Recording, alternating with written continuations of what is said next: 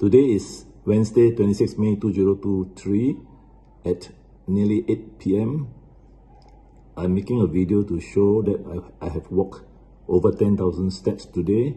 In the morning, I went for health screening at SGH, ultrasound, and also x-rays were taken. And the report says that I am overweight, but not obese, based on my BMI. So I've decided to increase my daily steps in the National Steps Challenge to preferably 10,000 a day.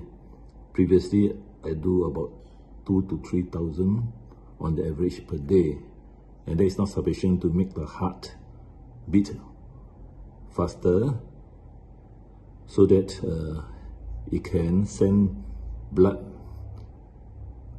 into various parts of the body, including the brain, which will help to prevent dementia, to the muscles, which will help to tone up the muscles, and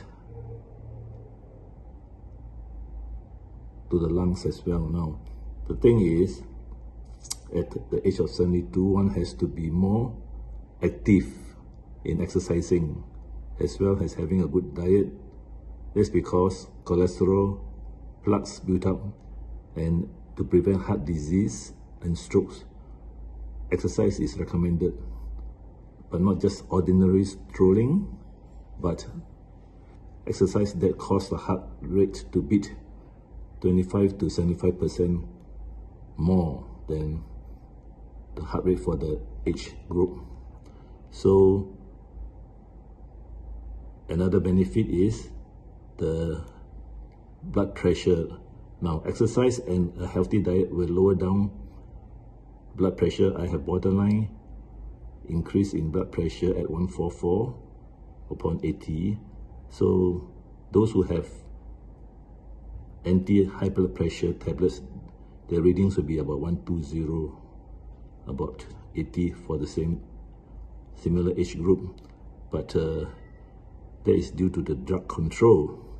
So it's best to have natural control, and to achieve that, one has to go on strict healthy diet and moderate to vigorous exercise. So this should be the way one tries to lower the high blood pressure naturally, rather than jump onto medication, because the doctors always say high blood pressure is a silent killer.